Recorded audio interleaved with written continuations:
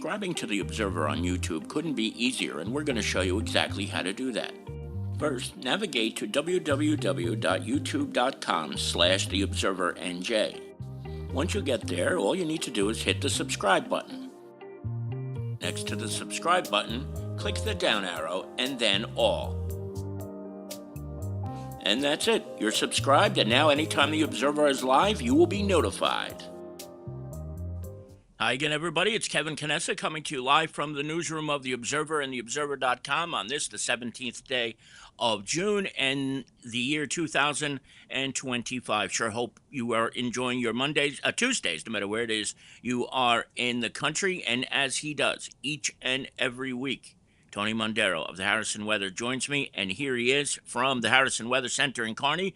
Good afternoon, Tony. Hey, Kevin, how are you? Tony. I'll tell you what a busy week we're going to have after today. This is going to be our last calm day weather-wise because it starts to get active. Start beginning tomorrow right through the weekend. And let's explain is our current temperature right now is 67 degrees in beautiful downtown Kearny, New Jersey. As we speak, there's some drizzle around. We may even see maybe a couple pokes of sunshine maybe later on today. Could happen. If that happens, we're probably going to get into the low 70s. Now, let's explain the next couple of days, which is very, very important weather-wise. Right. So the rest of today and tonight, not bad as far as any severe weather. But tomorrow, as the sun comes out, temperatures get into the 80s.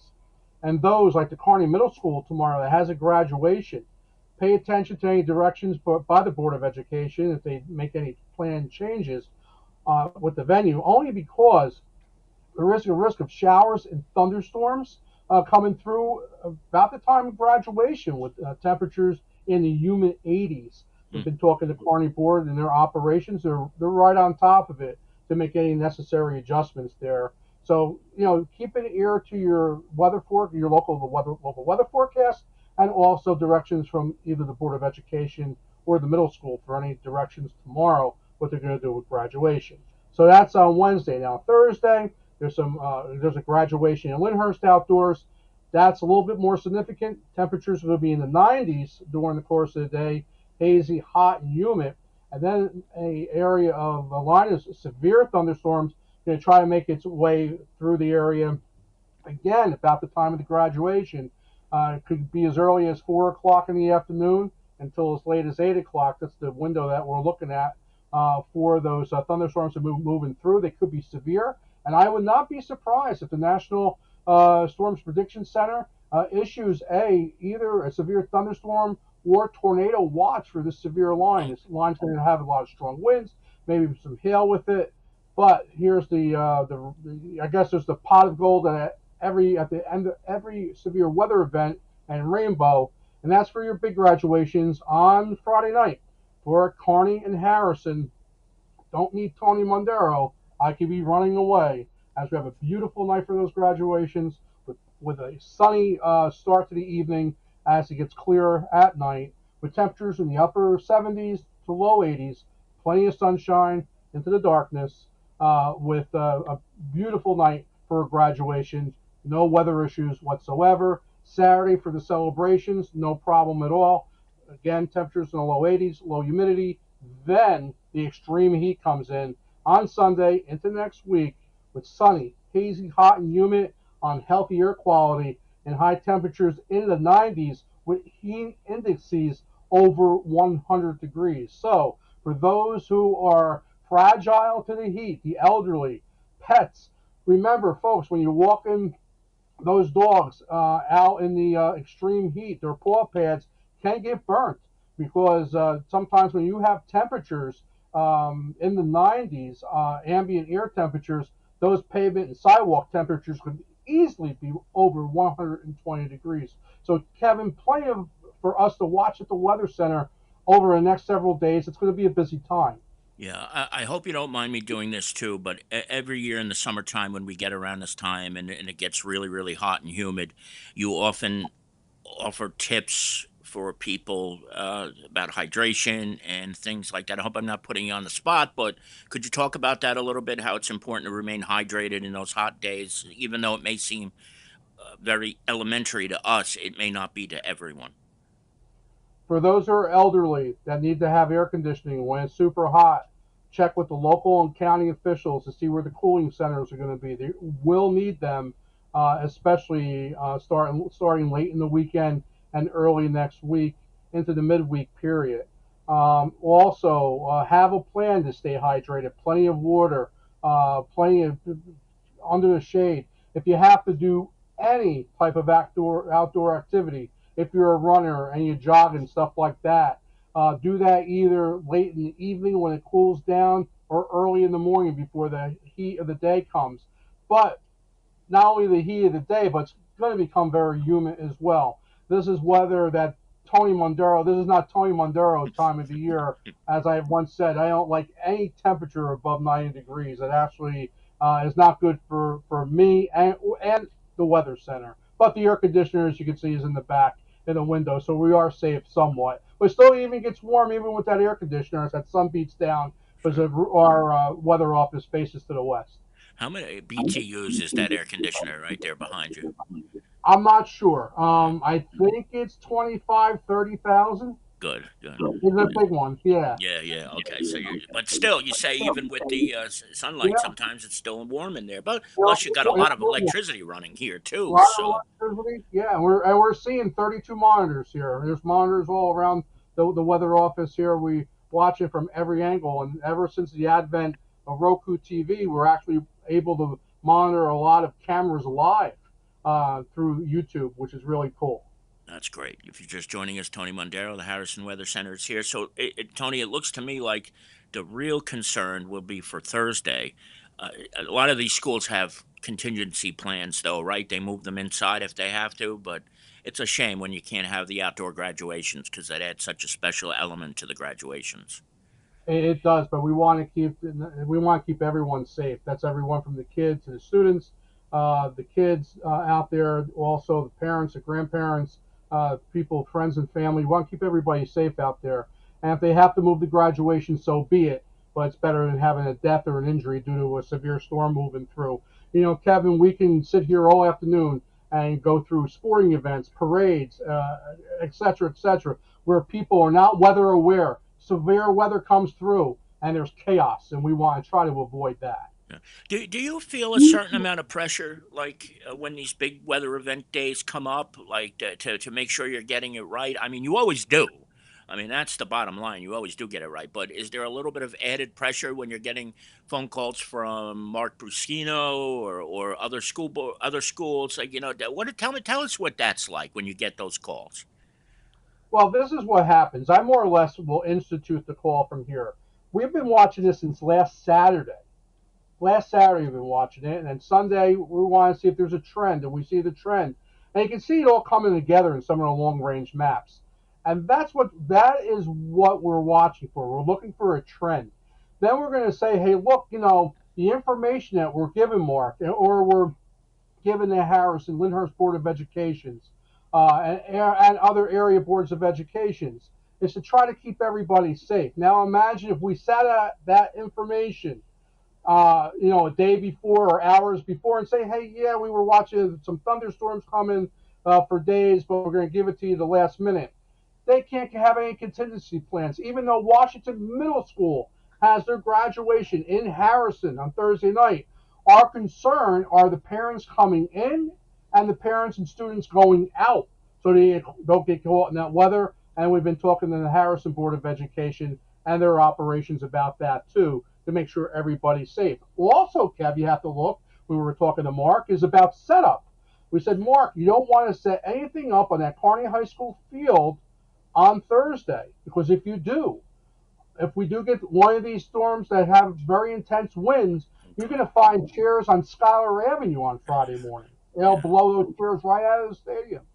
Man, oh boy, I hope it doesn't come down to that. Now, one thing on the aside to that, um, let's say Thursday they do move some of these graduations on the inside, right? Then the ceremony's over, and when the ceremony's over, you open the doors to exit the schools, and there's severe storms. Important to wait until that subsides before they go out. Correct? Absolutely, and we'll be in concert calling the schools and stuff like that to make sure the kids are safe on the egress as they go out of the building, that they don't that everybody doesn't walk into severe weather. Hopefully, Kevin, if this is timed right, if it's indoors, everything happens indoors, and hopefully there's no power issues at all. Some of these thunderstorms can cause power issues, and this one looks like it's going to be a pretty significant line of storm. Somebody's going to wind up getting nailed with some pretty heavy weather come Thursday evening. Yeah, and I hope people realize. I know sometimes when I ask you these questions, Tone, it sounds very basic. It's like, yeah, no kidding. If there's a thunderstorm outside, you don't walk out into it. But a lot of times people say, I'll take the risk. Let me go out. I'll just run to the car. It's right across the street. But God knows what could happen even in a short period of time. So I want people to understand, and I hope you do too, Tony, that's sometimes why I ask these questions that seem so obvious to many, but may not be to everybody. I'll tell you, your questions are spot on 1,000% of the time, Kev, because we both have it where we want to try to keep people safe. Listen, anybody's out there, you hear thunder, even if it's a distant thunderstorm, you hear thunder. You're close enough to get struck by a lightning strike. That next strike could be in your area, and there has been a lot of close calls with that. People have to be extremely, extremely careful. Don't have to be a weather geek, weather nerd like I am. Just be weather aware. Right. Just have weather warnings on your phone. Have all your WIA, alerts on your phone turned on for everything under the sun, and you'll be prepared. If you're just joining us, Tony Mondaro of the Harrison Weather Center is here with us. Tony, in the summer, you and I are going to adjust our schedules a little bit.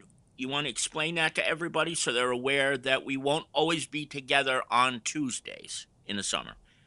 Absolutely. There will be times, Kevin, where we'll do this on a Friday, so we're set up with the latest and greatest forecast for the weekend, which will serve our viewers well to have that up to date weekend forecast to make their plans on a Friday afternoon, whether they want to go down the shore or not. And we'll even carry some Ocean County temperatures and beach conditions, and also a suntan index where they can plan their summers down the Jersey Shore, or even right here locally. There's plenty of excellent parks around here and plenty of excellent things to do right here in our local area as well. And this will help with our planning. And And thank you, for Kat, for letting us do that. It was our idea to do that, and I think that'll be wonderful for yeah, everybody. yeah, I'm looking forward to it. I like when we get a chance to just talk weather and nothing else. So that's always a lot of fun, Absolutely. right? And I Sure. know Carol Manley is watching us down the shore right now, and I would presume more than likely her mother, June, is with us as well.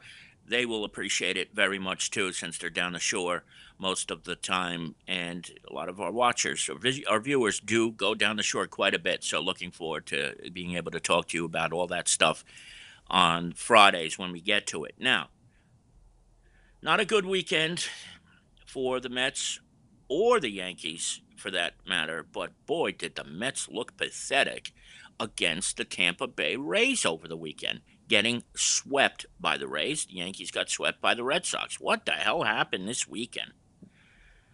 I tell you, Kevin, I emptied out my blood pressure medication. I had the defibrillator hooked up on me, and all I had to do was hit that shock button.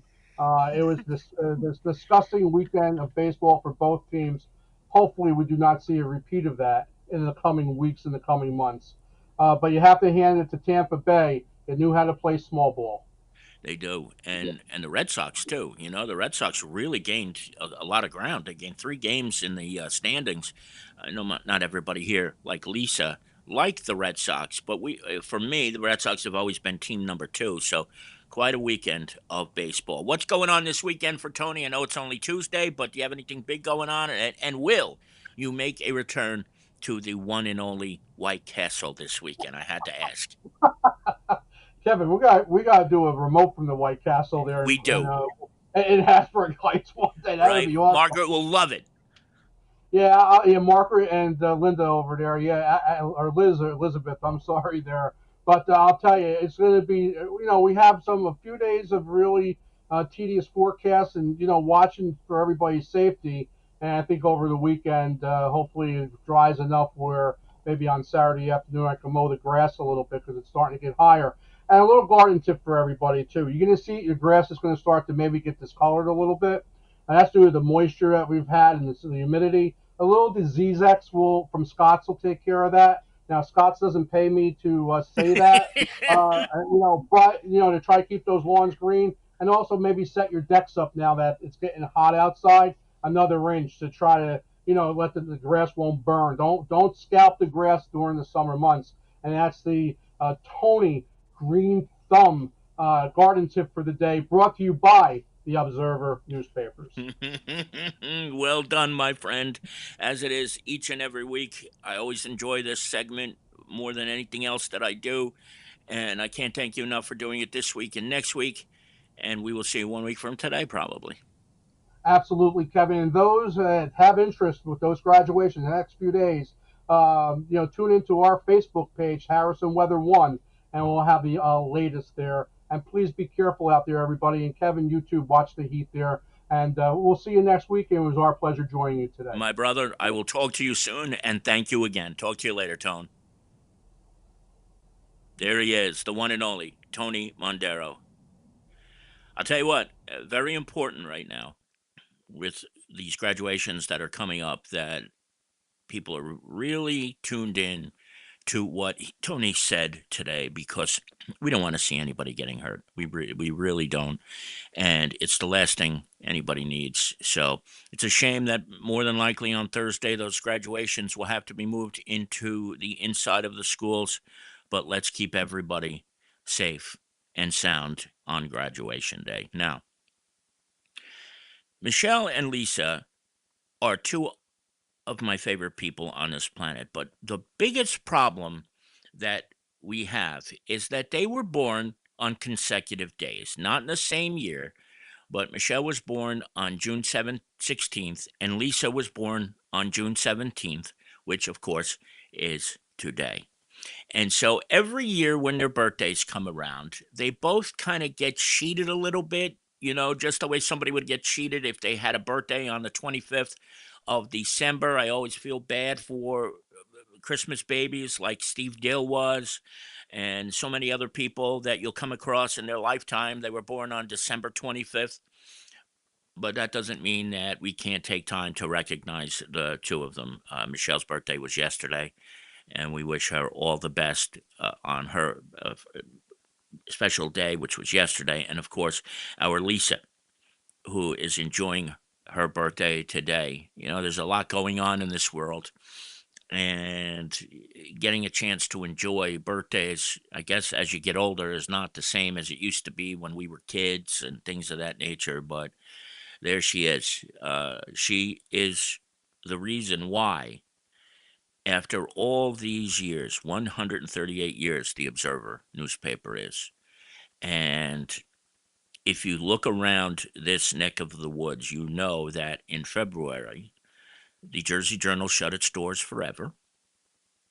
Years ago, the newspaper in Lyndhurst shut its doors. The Star Ledger has stopped printing on a daily basis. They do put out a daily e-edition every day, but it's not the same without newsprint. But in Hudson County, there is one printed newspaper left, and there used to be a lot more than one printed newspaper left. One more than one newspaper in the county, and there is a couple of reasons why this newspaper still exists to this day. But paramount among those are Bob and Lisa, who have done everything within their powers under sometimes the most trying of circumstances to keep our doors open. And that is why, for a boy who grew up in Kearny and who loves this town so much, I couldn't be more grateful to Lisa for allowing me to still do what I wanted to do when I was 16 years old, now that I'm about 51.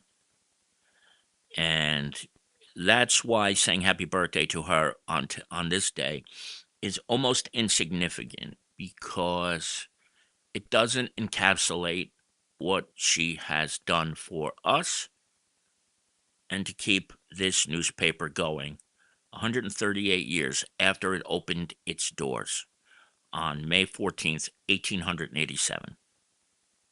Longest continuously opened and operating business in Kearny, so far as I know. If you find me another one that I'm missing, I apologize.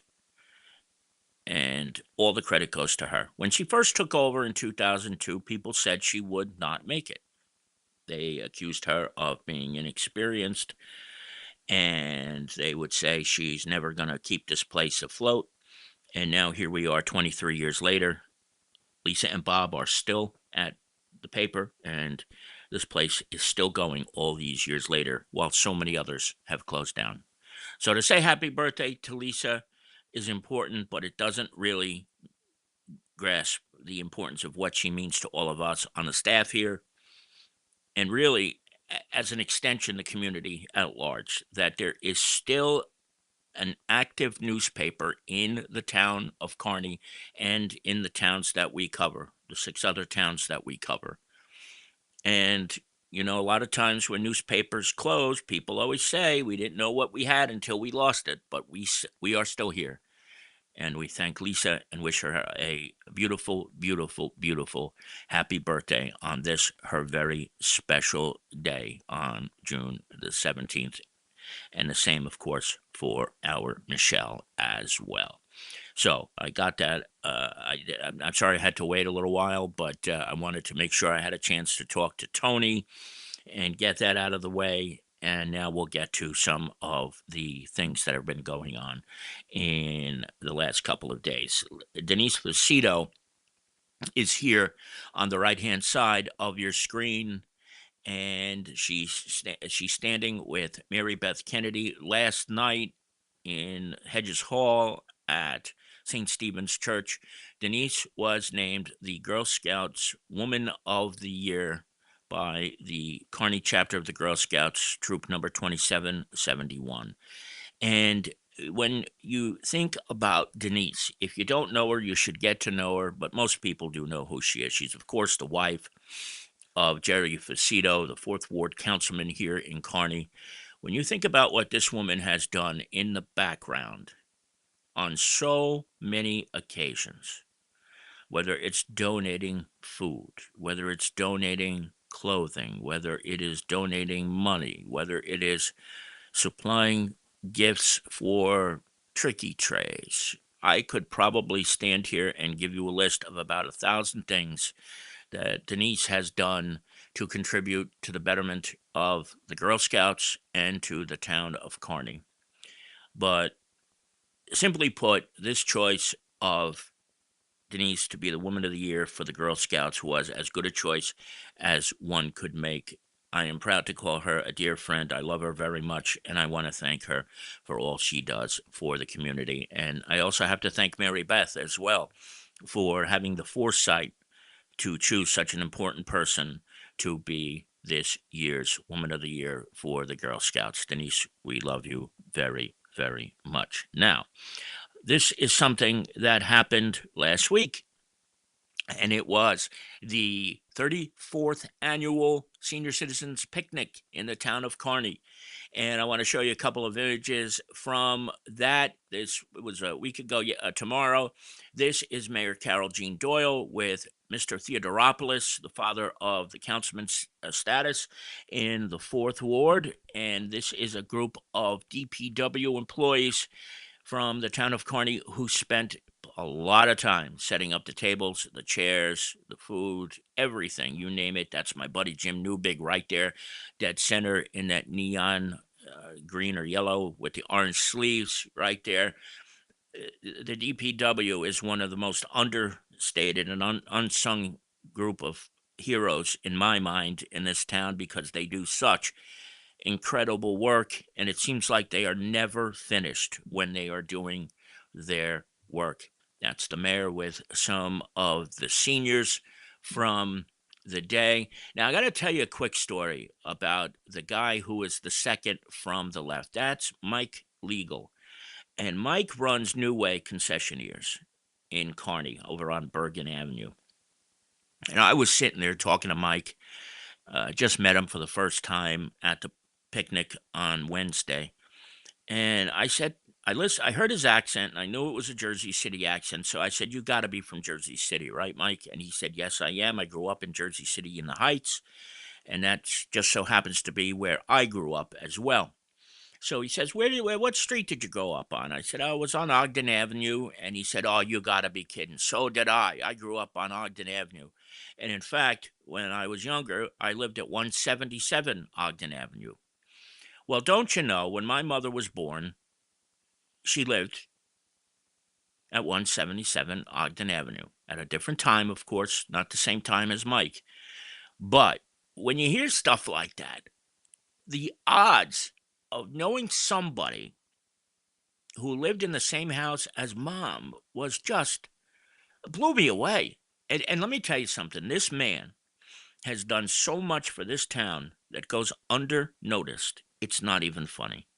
It really isn't. He's there because of a lot of what you see at that picnic he donated. That's what he does.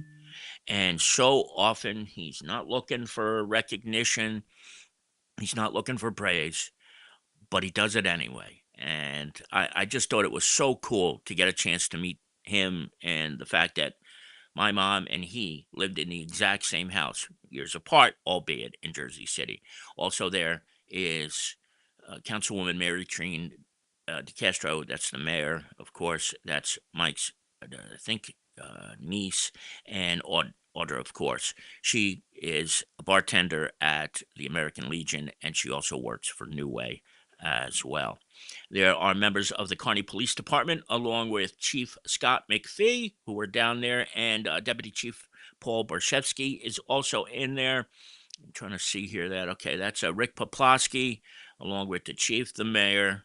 There's Paul in the back, Ryan Brady, Jack Grimm is there as well.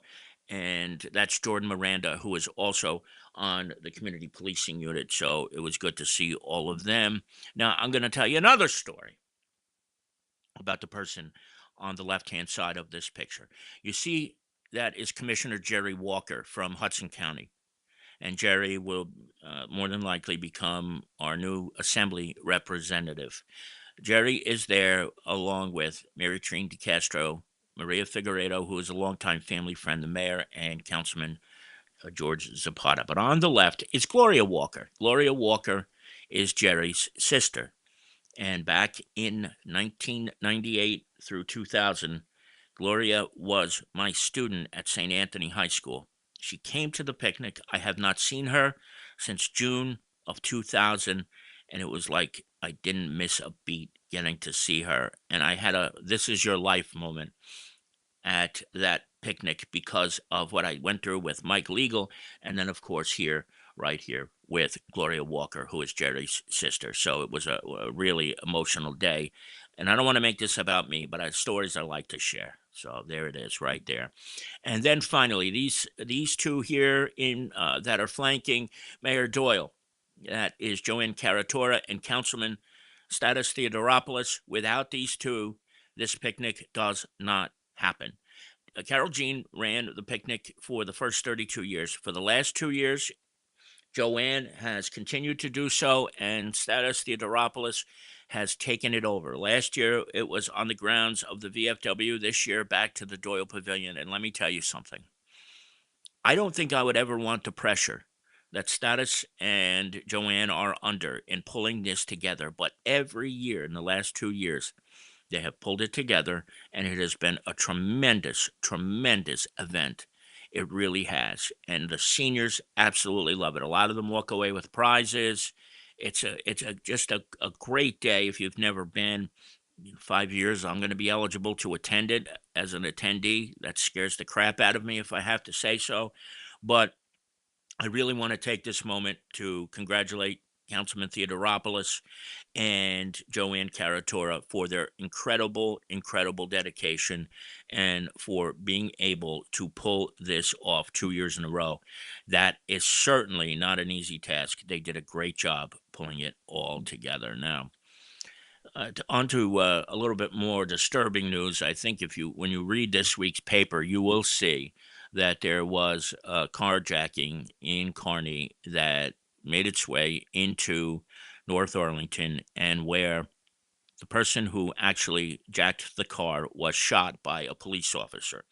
What is not known yet is who shot the victim, or not the victim, but the suspect.